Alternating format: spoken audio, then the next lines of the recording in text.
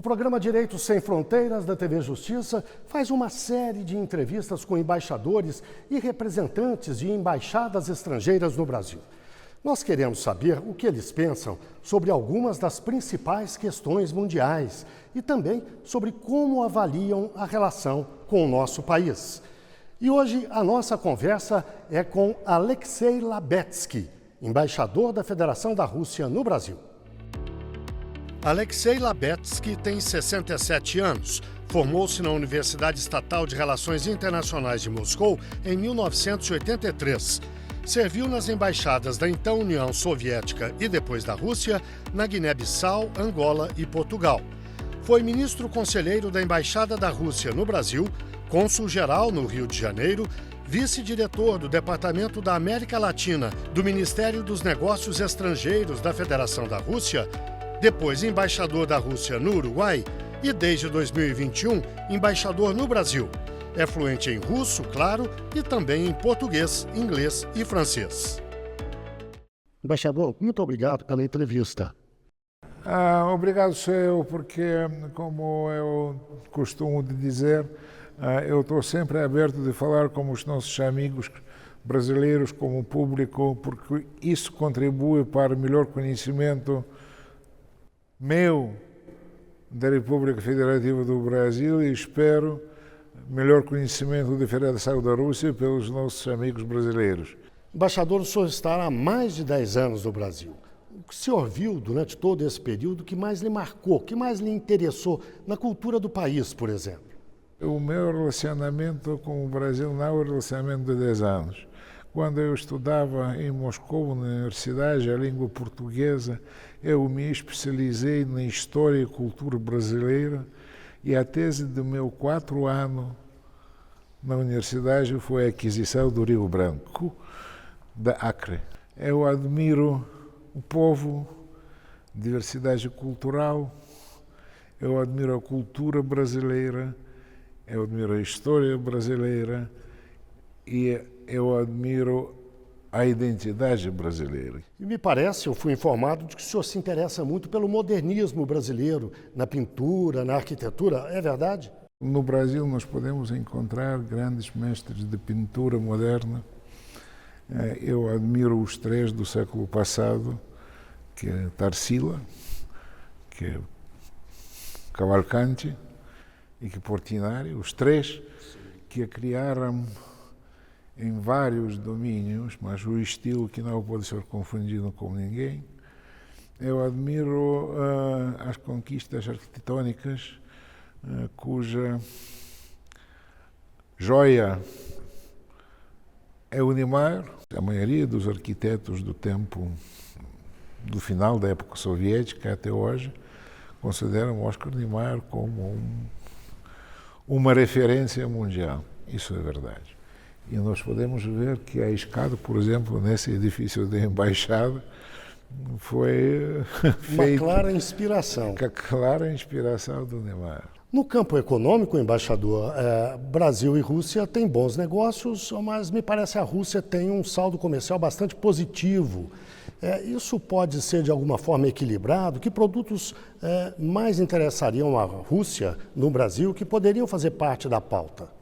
Eu penso que o Brasil tem possibilidade de fornecer muitos produtos ligados ao minério dos raros, que o Brasil tem grande potencial de fornecer os produtos de metalomecânica, que o Brasil tem grandes possibilidades de produção dos artigos do uso doméstico diário, tem grande experiência nisso. A Rússia, por sua parte, tem avanços tecnológicos nas áreas energéticas, nas áreas de hidrocarbonetos, das energias limpas e novas, das energias ligadas a nucleares, e isso é uma razão onde nós podemos cooperar. As sanções econômicas em função do conflito com a Ucrânia, em que medida isso afetou a economia russa? Num primeiro momento, a Rússia diversificou os seus negócios internacionalmente e conseguiu superar as dificuldades. É isso mesmo? Como é que a economia russa está reagindo? Sabe que as sanções e legítimos econômicos empreendidos pelo Ocidente, pelos Estados Unidos, União Europeia e seus aliados, levaram aos efeitos que não foram esperados. E o maior efeito que não foi esperado é que isso foi o estímulo para o desenvolvimento dos setores econômicos antigamente que se baseavam na importação. E todas as tentativas de arruinar o rublo falharam. E os maiores problemas agora acontecem nos países que implicam as sanções contra nós.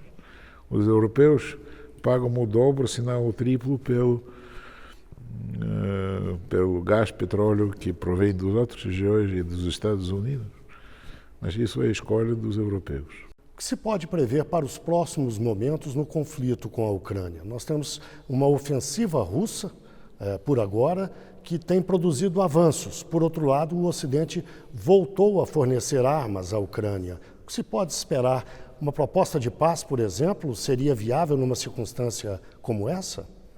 Eu gostaria de dizer que há 2 anos, quando a operação especial foi iniciada na Ucrânia, foram bem descritas e declarados os objetivos: desmilitarização, desnazificação da Ucrânia e não participação do país na NATO e impossibilidade de se tornar esse território como ponto de avanço militar contra a Federação da Rússia. Esses objetivos serão 100% certo atingidos. Nós não vemos nenhuma tentativa séria de conversações de paz da parte oposta, mas a parte ucraniana, cuja legitimidade para nós é uma coisa duvidosa, porque o governo atual entrou no poder em 2014, depois do golpe do Estado.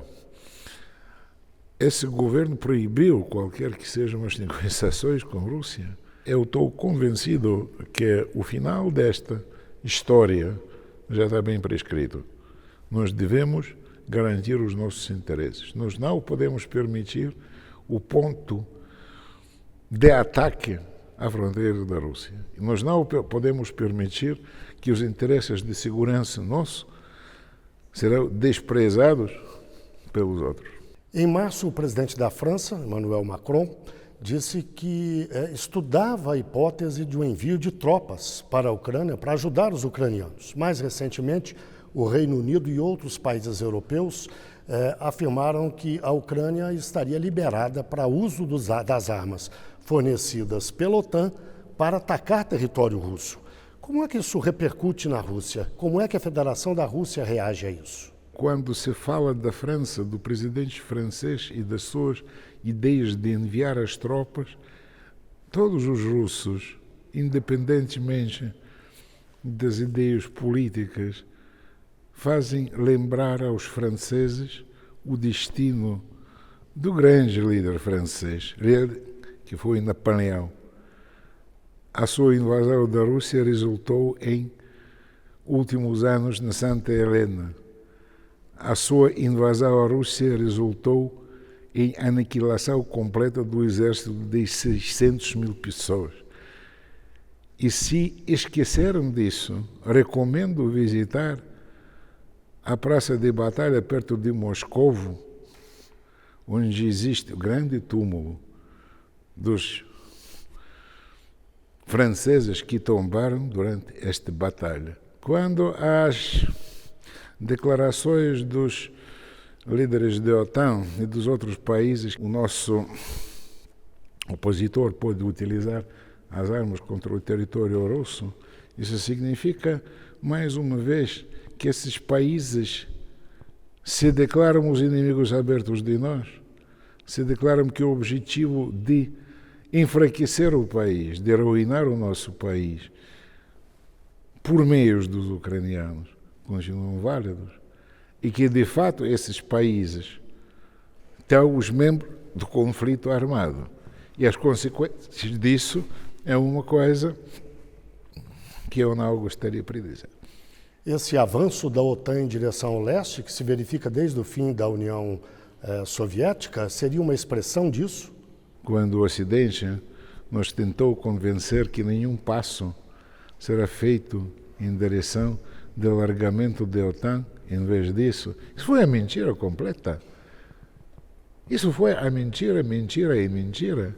Isso foi mentira ao nível máximo. Se quiser lembrar os presidentes, secretários de Estado que pronunciaram isso nas conversas com os líderes russos, pode enumerar todos, desde Reagan. Essa mentira resultou em 5 círculos de alargamento de OTAN. O presidente Putin teve um mandado de prisão emitido pelo Tribunal Penal Internacional e, apesar disso, foi convidado pelo presidente Lula para vir ao Brasil no fim deste ano para participar do grupo do G20, da reunião anual do G20 no Rio de Janeiro. O presidente Putin virá apesar desse mandado? Sim, nós temos o presidente russo, Vladimir Putin, tem o convite do presidente Luiz Inácio Lula da Silva, na sua qualidade do presidente do país do G20, de participar dos eventos em novembro no Rio de Janeiro. Para nós, o mandato emitido pelo assim chamado tribunal é nulo, porque nós não ratificamos isso, nem vamos ratificar essa coisa politizada. Esperamos, vamos ver. Embaixador, a chamada parceria estratégica entre a Rússia e a China, que alcance tem? É só momentânea em função da guerra da Ucrânia, por exemplo, ou vai além num sentido mais histórico, mais amplo? Mas eu vou pedir que o senhor responda daqui a pouco, logo depois do intervalo. O Direito Sem Fronteiras faz, portanto, uma breve pausa. Volta já já.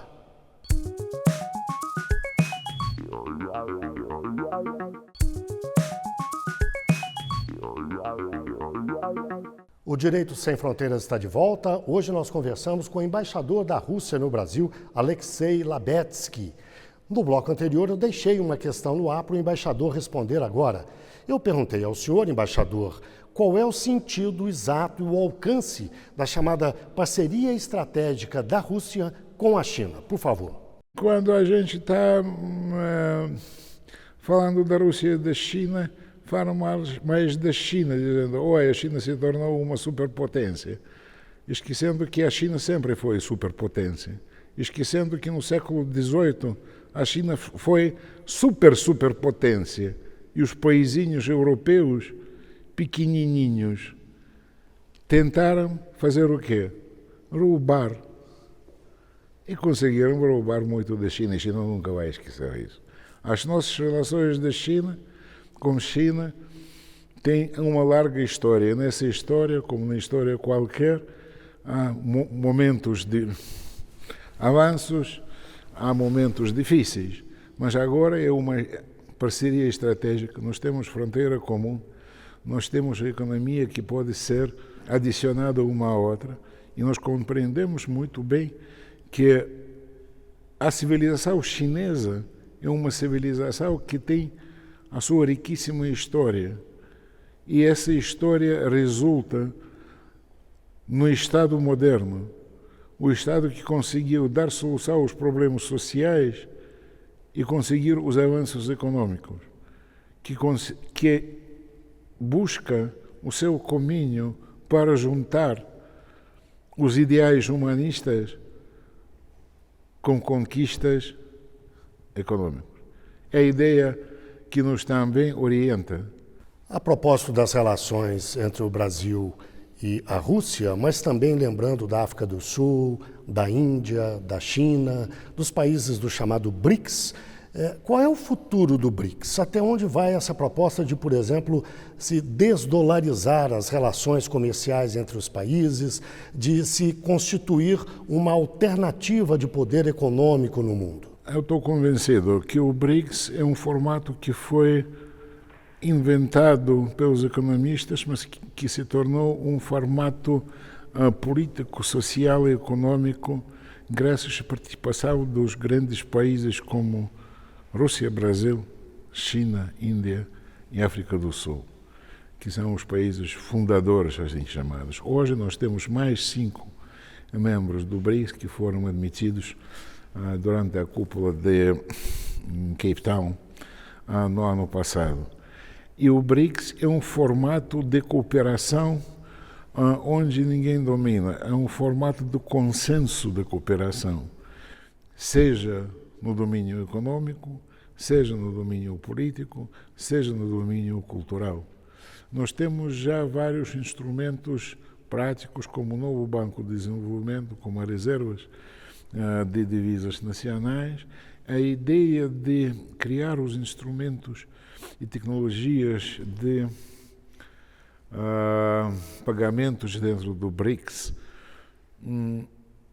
é nova, está estudada, mas isso é resultado das atividades ilegais dos Estados Unidos, que tentaram impor a vontade e limitar a utilização das moedas, nem só dos Estados Unidos, mas da União Europeia também, a limitar a utilização das suas divisas pela Rússia e nossos aliados, a roubar as nossas reservas, mais do que 300 bilhões, e quando um roubo de outro, os vizinhos começam a pensar, vale a pena ter os meios antigos quando o dono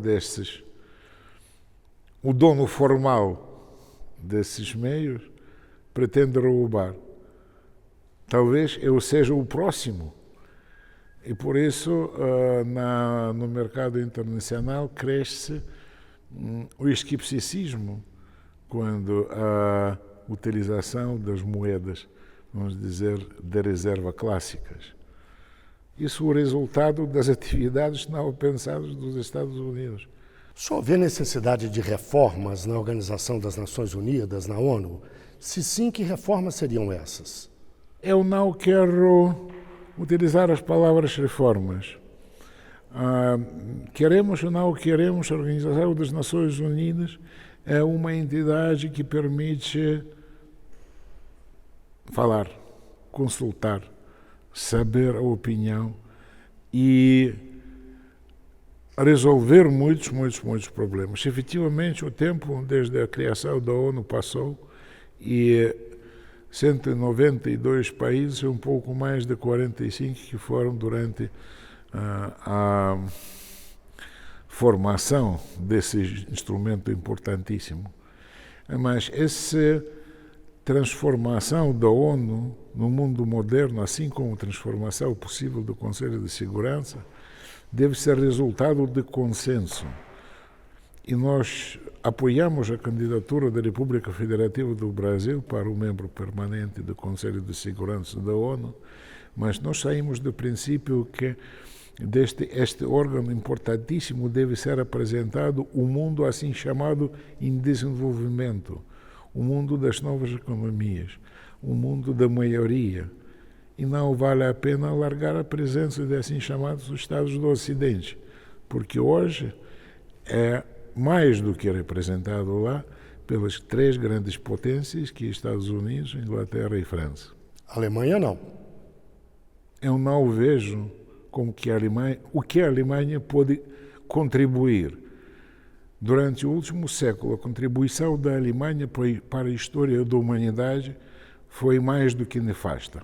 E o direito a veto? O senhor vê a necessidade de mantê-lo ou isso poderia ser revisto no Conselho de Segurança?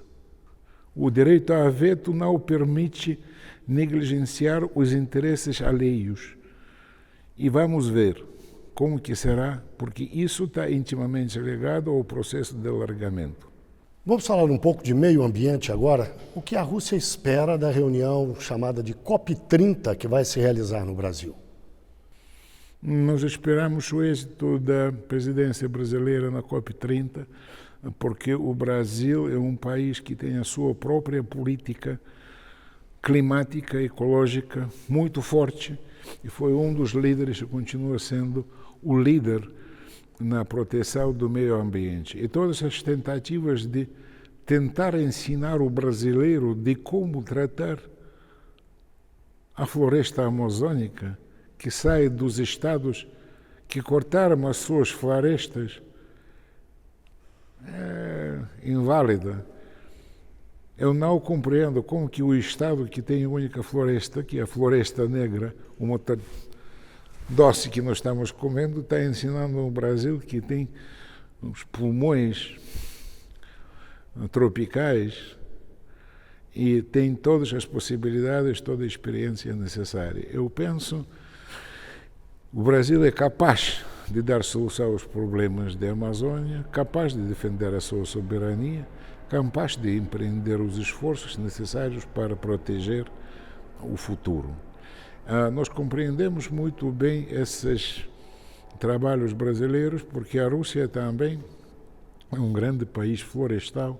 Nós temos a floresta siberiana, que de certa maneira, mas de outro tipo, também é pulmão do nosso planeta, e por isso nós compreendemos os esforços da sua pátria. O senhor, como eu lembrei no começo do programa, está no Brasil, passou aqui pelo menos 10 anos até agora.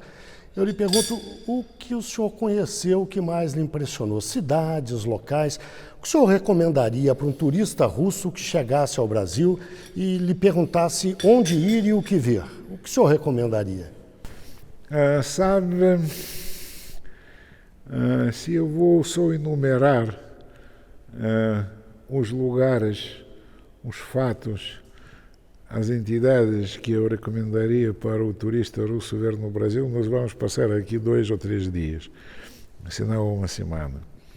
A primeira coisa que eu recomendo para os russos é tentar compreender o brasileiro, que a gente é aberta, a gente é acolhedora, que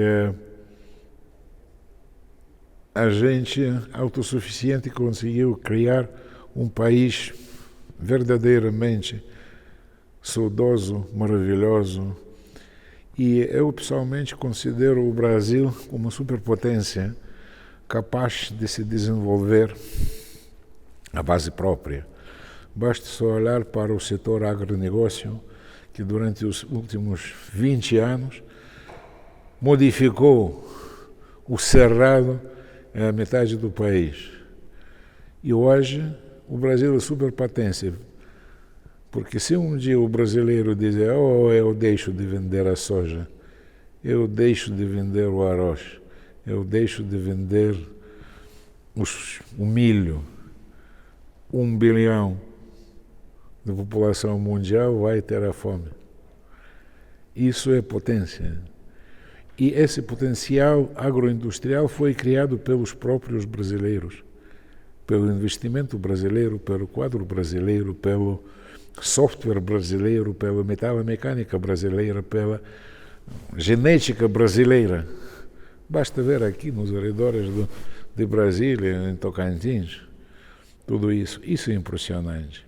Eu quero dizer que o Brasil de há 20 anos foi muito diferente do Brasil de hoje.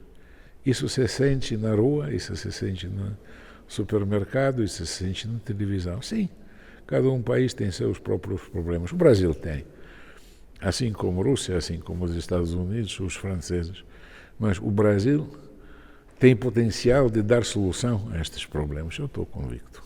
No sentido contrário, para os brasileiros que querem conhecer o seu país, o que o senhor indicaria? Primeiro, eu recomendaria de ver a diversidade do país, porque a Rússia é um país onde nós temos 150 povos e nações diferentes unidos no seu país. A Rússia é um país cristão, da ortodoxia, mas tem católicos, tem judeus, tem 20 milhões de muçulmanos, tem budistas. A Rússia é um país onde a gente pode encontrar as variedades impensáveis, porque os povos, por exemplo, no Círculo Polar, os povos nativos vivem de maneira diferente dos que vivem no Rio Volga. E a Rússia em si é um resultado de mistura dos povos de culturas, mistura secular, que resultou na criação de um grande Estado. É assim que eu recomendo. É sim, nós temos grandes cidades como Moscou e Petersburgo, que é quase obrigatório de ver, mas muito diferentes. Nós temos grandes cidades no Rio Volga, nós temos grandes cidades na Sibéria, Nós temos belezas de natureza, como o Lago Baikal, como grandes rios da Sibéria, como o Lena, Yenisei, Ob. Recomendo. Está longe, mas vale. É fácil para o turista brasileiro entrar na Rússia hoje em dia? É fácil, nós não temos regime de vistos, nós estamos isentos de vistos e o turista pode permanecer lá sem ele querer o visto. O único problema é a distância. O tempo de viagem. O tempo de viagem que é mas acho que isso, para quem tem bons argumentos para ir, como o senhor acaba de dizer, eu acho que deixa de ser tão importante. Talvez o dinheiro para o brasileiro seja o mais pesado. É assim como para o russo. O dinheiro é sempre uma coisa que devemos pelo menos contar. Embaixador, foi um prazer, eu agradeço muito a sua entrevista. Muito obrigado e sempre à disposição.